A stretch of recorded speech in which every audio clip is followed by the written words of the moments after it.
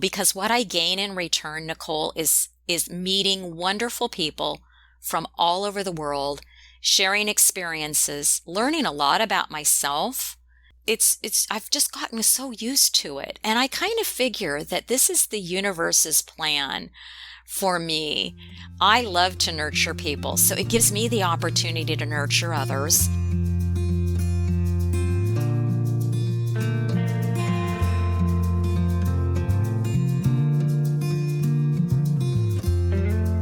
Welcome to Zestful Aging, where I interview inspiring and influential guests who are making their mark on the world and contributing to the common good. Contributing to the common good in even the smallest of ways is one of the scientifically proven ways we can age with vitality and deep contentment. I'm your host, Nicole Christina, psychotherapist and fellow Zestful Ager. My goal is to share optimism about aging and introduce you to guests who will excite and inspire you to share your own gifts and talents with the world. And to find out more about this podcast, my web courses, and my book, Not Just Chatting, How to Become a Master Podcast Interviewer, hop on over to zestfulaging.com. And while you're there, sign up for my monthly email newsletter, The Insider, where you will get behind-the-scenes looks at my interviews and other fun tidbits, including what's new at my Etsy shop, Zestful Design. Our music is courtesy of Judy Banker. Find out more at judybanker.com. Ever wonder what the host of Zestful Aging does when she's not podcasting? Creating one-of-a-kind earrings, of course.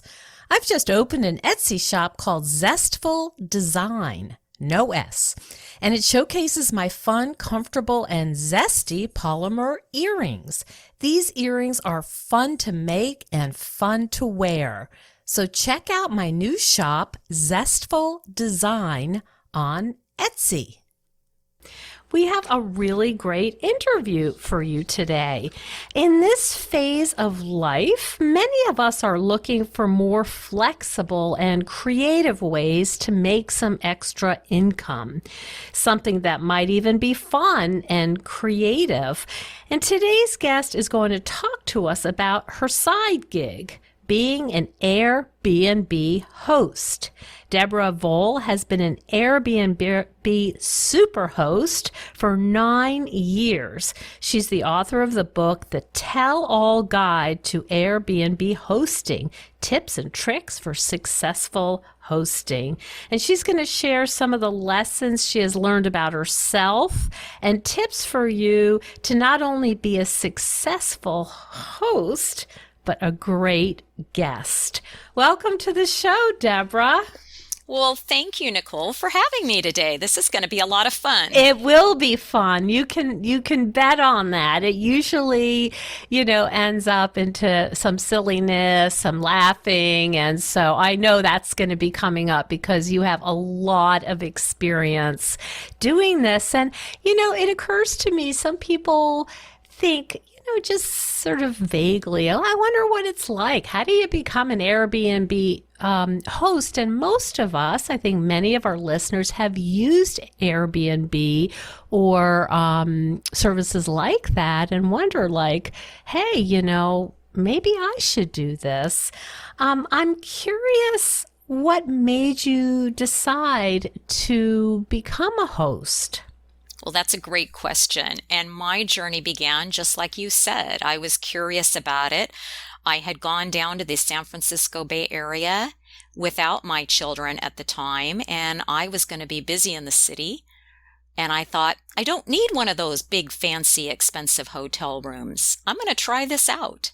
So I stayed in a woman's home, and I rented a room with a shared bath.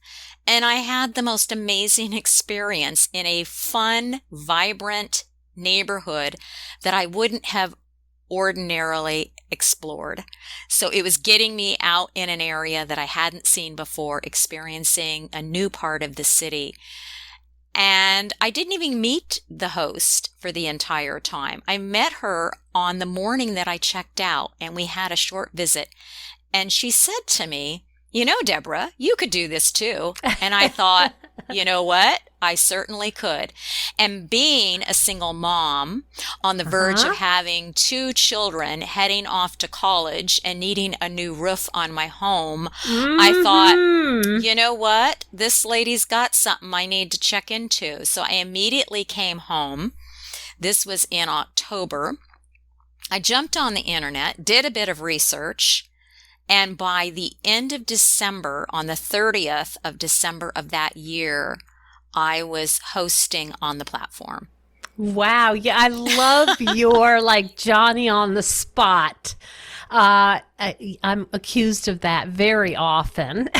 And I love that you were like, yes, I will do this. I will figure it out.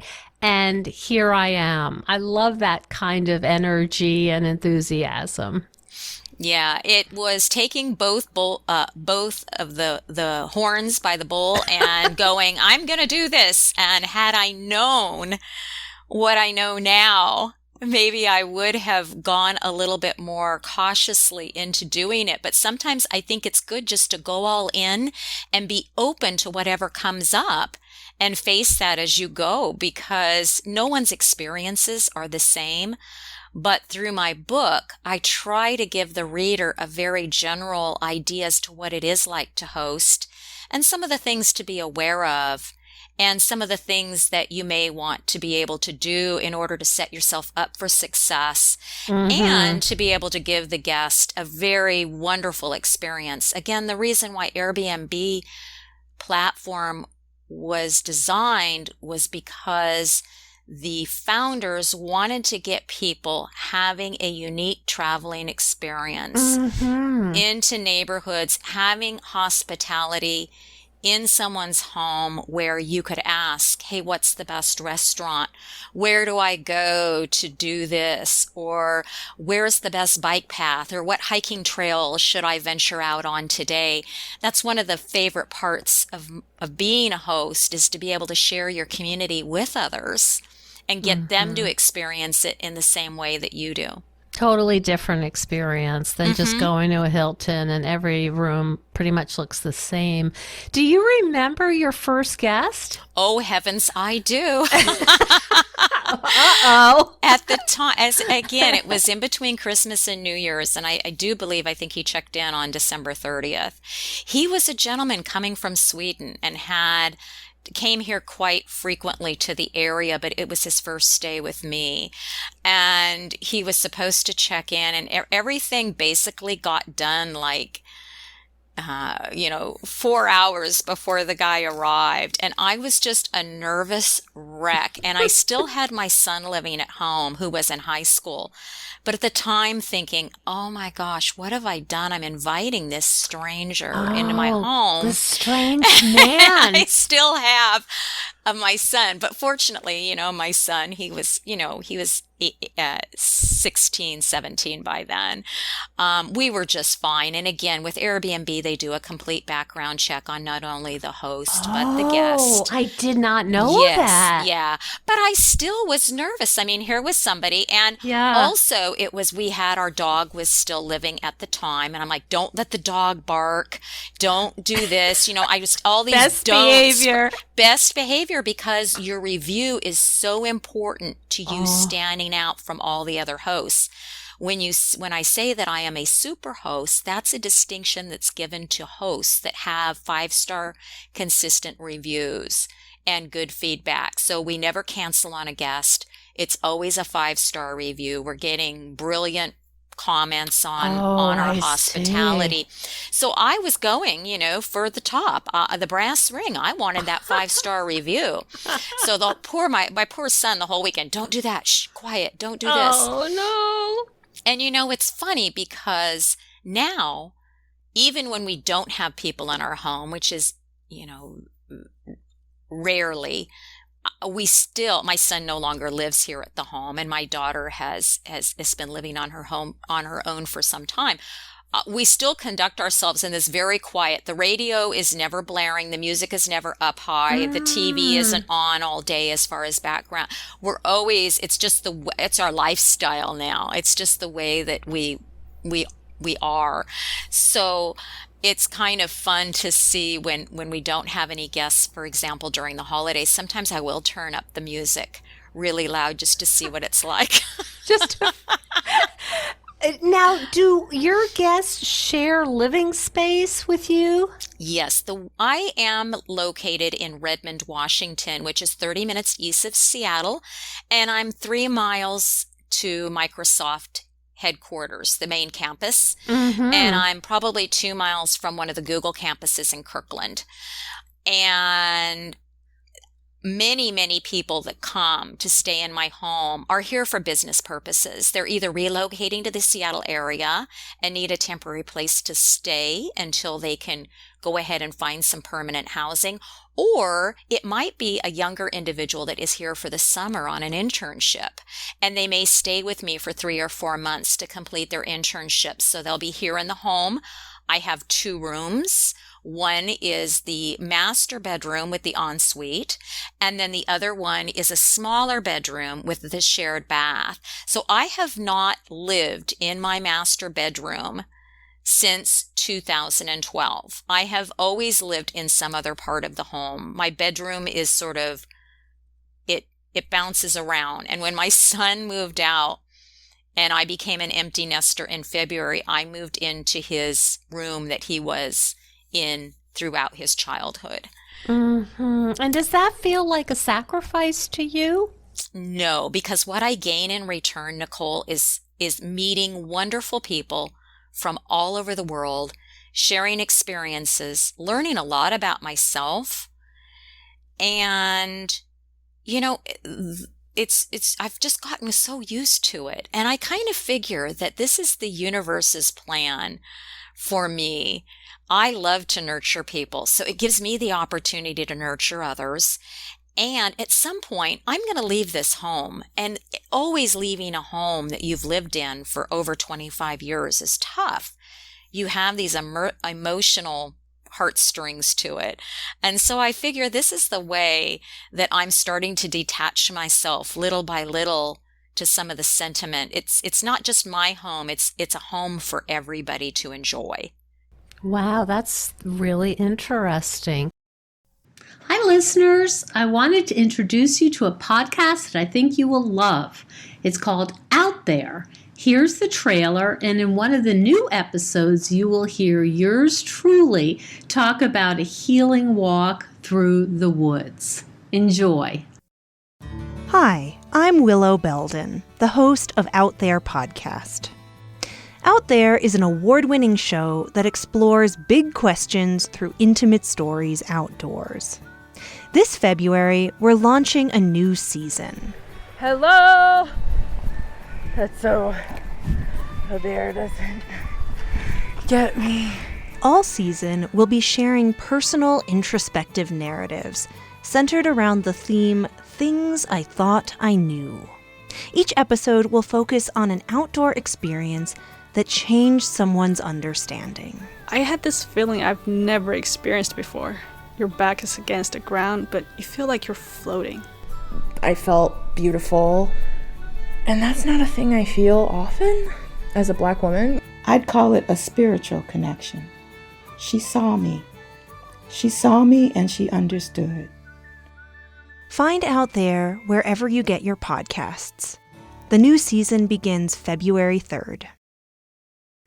You said that doing this has helped you learn about yourself. What are the kinds of things that you've learned? Well, the way I broke out the book is there are multiple chapters, and I will give a story, and then I'll tell in the end some tips about what to remember, some key points. So some of the things, the chapters are prefaced as like patience, letting go of perfection, how we all like to sort of be perfectionists from time to time. And some of that, when you're hosting, you need to sort of let that go. Little bit about how life isn't always fair. a lot about appreciation of not only myself and what I have to give to others, but appreciation of what others are bringing into the home and to me. A little bit about expecting the unexpected. Because it never goes somewhat according to plan. And then I share a lot about, nurturing and serving and just general human nature and the way people are programmed and the way they behave. And a lot about just that your time is not your time when you're hosting. That you need to be a little bit sacrificing if someone is needing something. The guest host's needs always come before your own, especially when it's in your home. So if I wake up and the dishwasher needs to be unloaded, I need to get that done before I can do anything else, because I may have somebody else that comes down for breakfast at a certain time and they need somewhere to put their dirty dishes. And I can guarantee you, Nicole, it's not going to be the sink. So it's anticipating what people are going to need and getting it done before it needs to be done. And it may not be convenient for you, but it's just what has to happen. And you described yourself as a nurturer. And I think I'm remembering there was a story about having to set some limits. Am I remembering this correctly? About some cooking, or does that? Yeah. And as a nurturer and someone who wants to be the best host ever, is that a challenge for you sometimes, saying, you can't do that, or that's against the rules? Yeah, you always have house rules as a host. That's one of the things that we talk about in the book, establishing your boundaries and your house rules.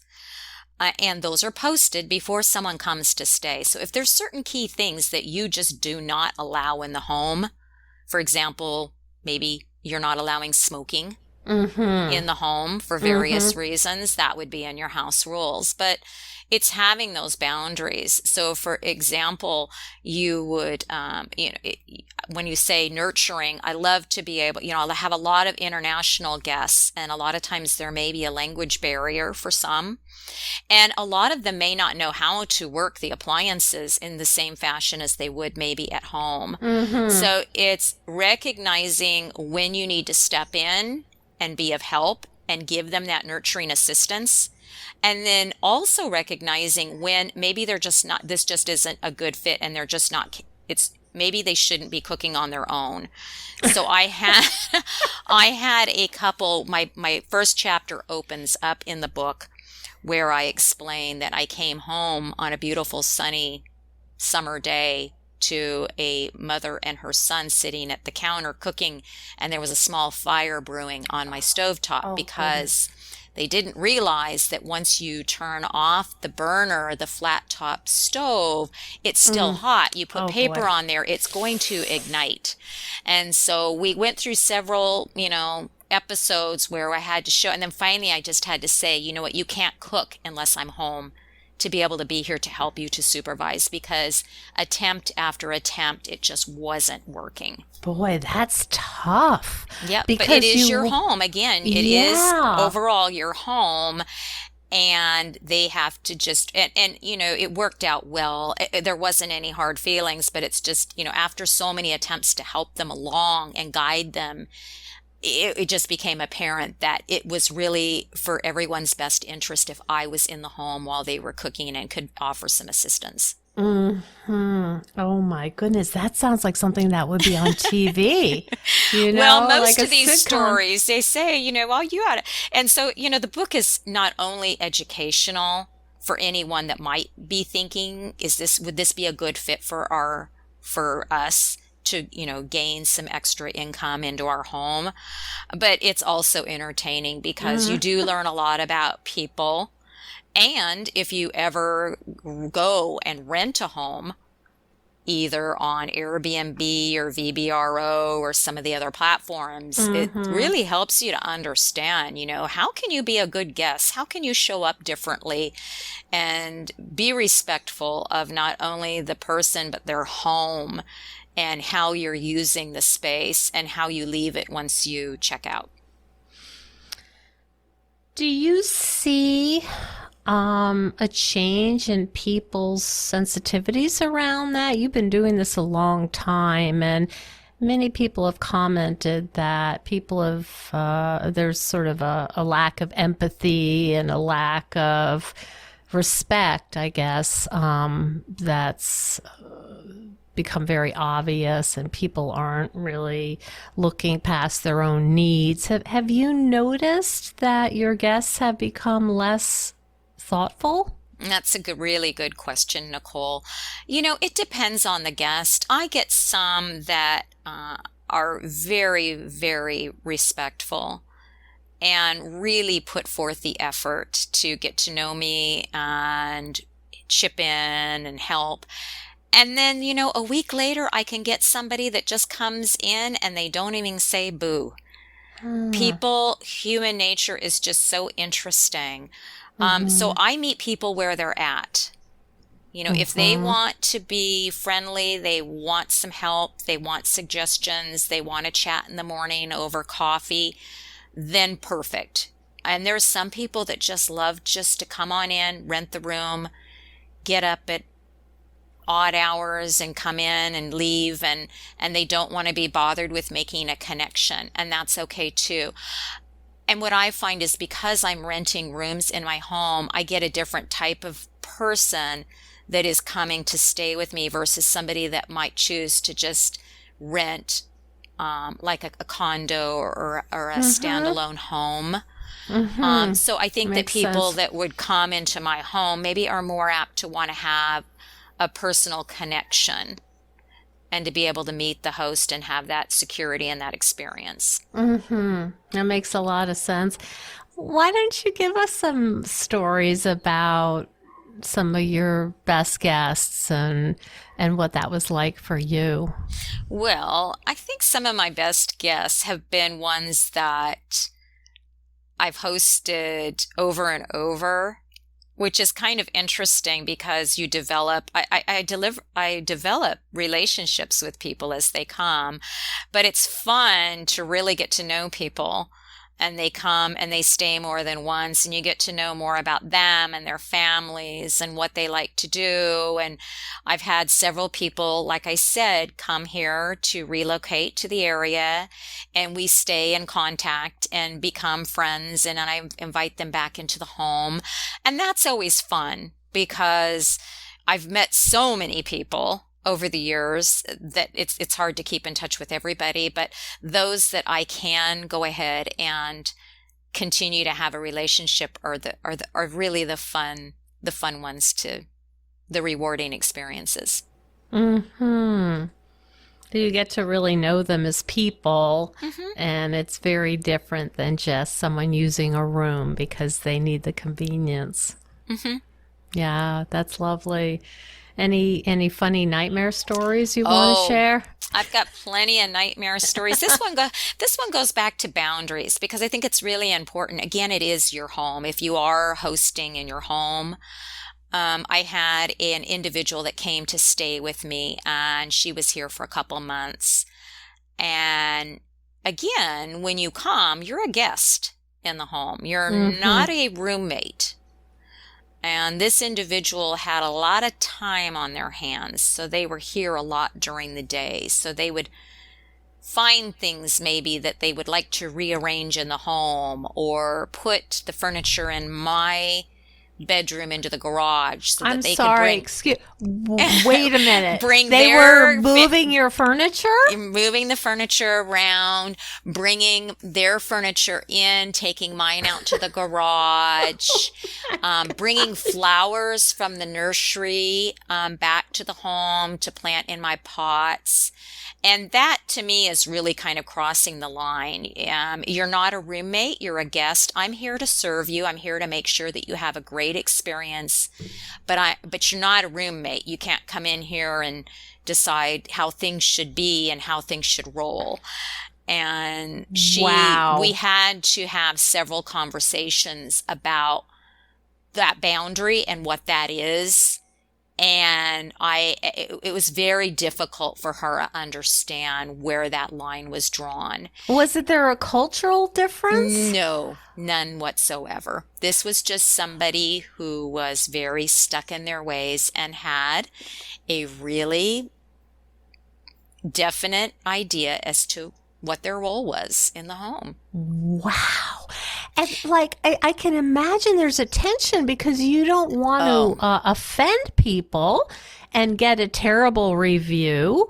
And just because you're, the kind of person, it sounds like, who wants people to be happy and have a good time and do a good job. And I just imagine that was pretty stressful, having to say, you're not allowed to move my furniture. Yeah. We had, Nicole, several direct conversations. I had to be very clear about what the boundaries were. And I'll be honest with you, several times I told her, I said, if this is not comfortable for you, or if you feel like you can't work within these boundaries, which were pretty simple, you're welcome to leave. And then I'll pay you back any money that you've paid into the site, just so that you can go find someplace. But this individual would never elected to leave. So, and then you're kind of trapped in your own home with someone you're not, you wish wasn't there. Right. So that goes back to one of my chapters, and the points that I talk about is understanding your why. So if you are thinking of hosting on a platform, Airbnb or otherwise, think about what it is. What is your objective? Why do you really want to do it? Because you're going to come up against times like this. It's going to be very, very challenging at points, and it's going to be very rewarding, and it's going to be really fun. But the truth of the matter is you will occasionally come across a challenging guest, and you need to remember, what is your why? And I was saving at the time for a trip for my daughter and I to London that year. And she came at the beginning of the year, and I said to myself, this is paying for London. This is paying for our flat in London. And that's what got me to just bite my tongue, continue to be polite, continue to be direct. But you're right. There are times where it was very, very stressful, and you're just waiting. You're just like, the little paper chain where you cut off a chain every day waiting for the holiday. How many sleeps are left? How many sleeps are left until this person checks out?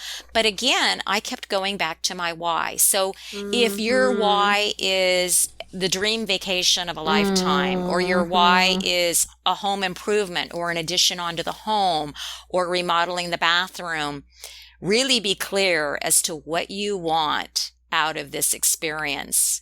Because just being nice and hosting people and meeting people around the world might not be enough when things get tough. That's great advice. Is there a particular personality type that you think fits the idea of a good host? I think you have to have a lot of patience. I think you need to accept, like I said, that your time is your time is not your time, that you need to come from a serving perspective, especially like when the mother. people are in your home. Yeah. And I find it most difficult to host when people don't let you take that role.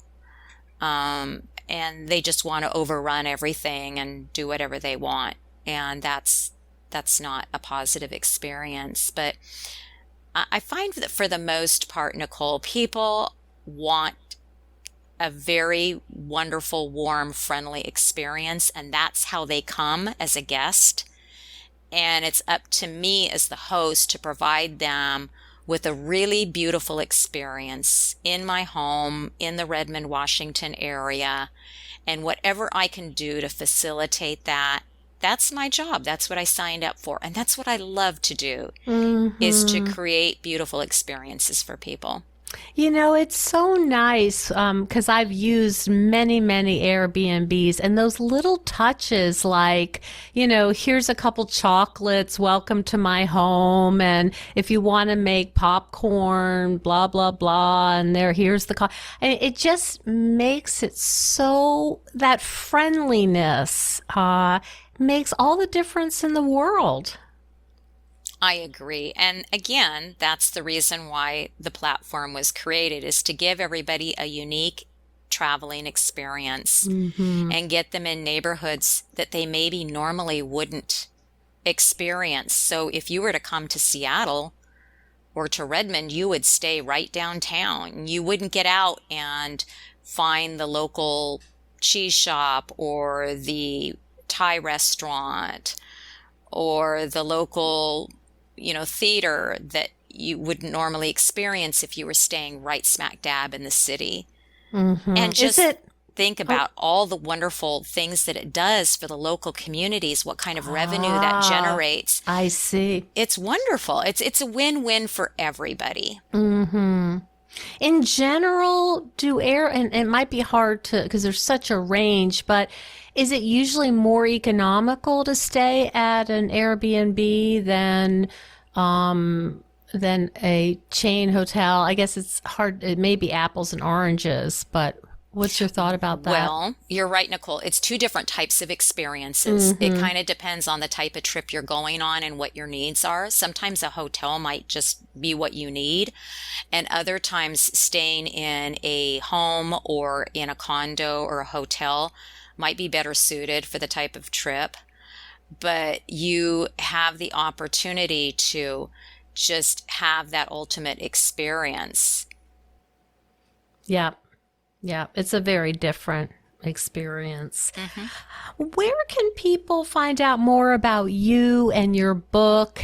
And I know that you are also a coach. That's right. I am a coach, a career coach for women over 40 who are looking to identify that next chapter in their career, maybe a career pivot or a new career. My book you can find on all the online book platforms like Amazon, Barnes & Noble, or Target. Or you can go to my website, Deborah Voll, and that's DEBORAH, V as in Victor, OLL.com. And you can connect with me there.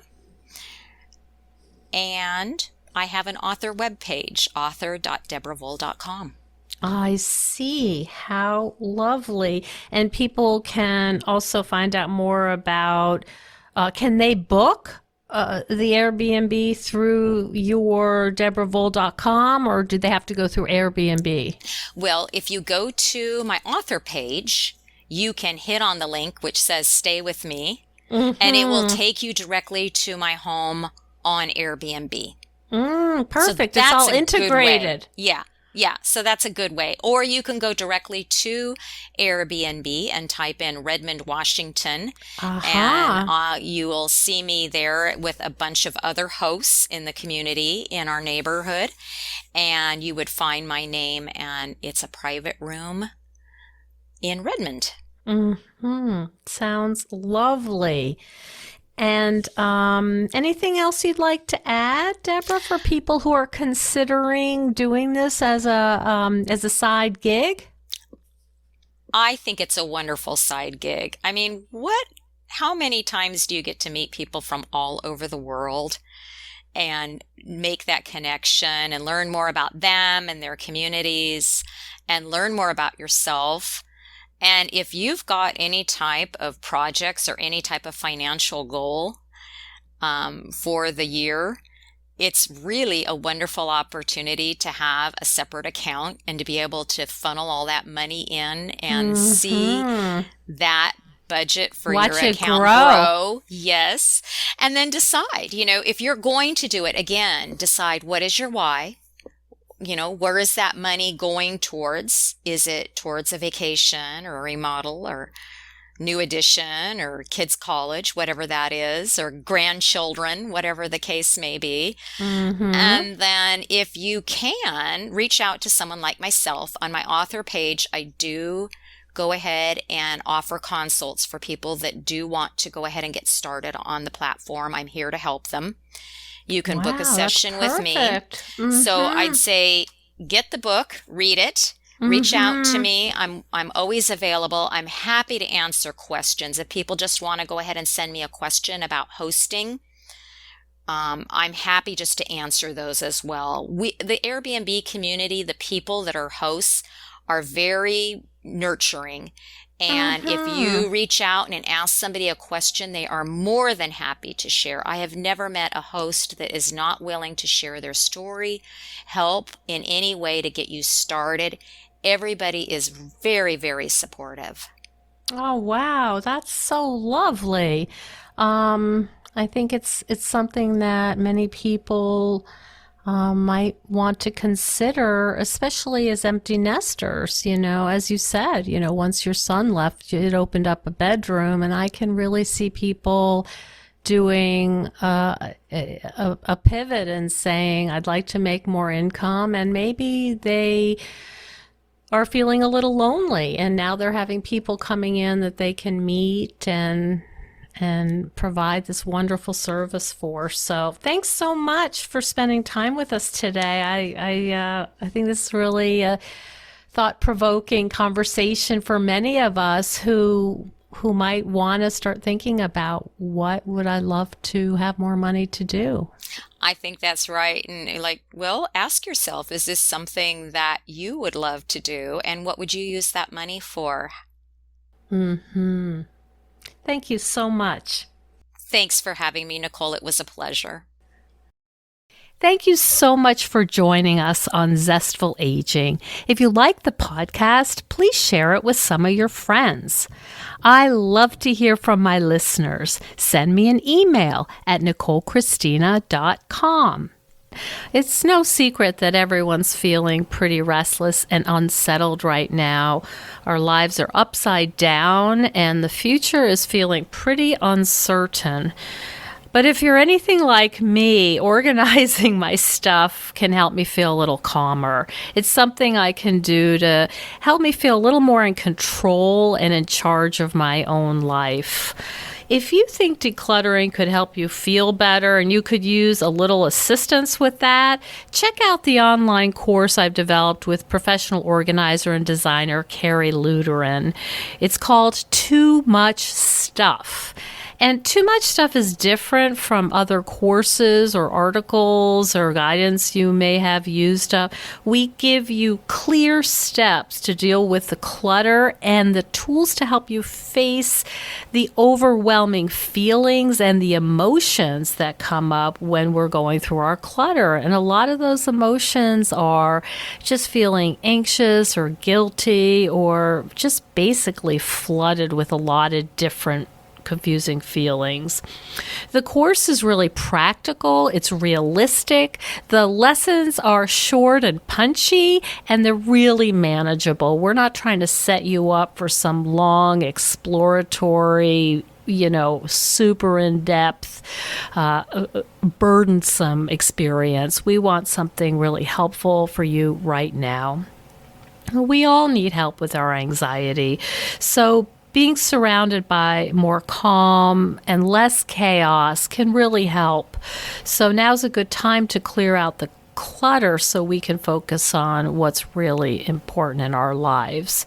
So find out more at zestfulaging.com. You'll see more about this under the web courses tab. If you have any questions, just shoot me an email at zestfulaging@gmail.com. Thanks so much. And stay tuned next week for another interview with a fascinating and inspiring guest.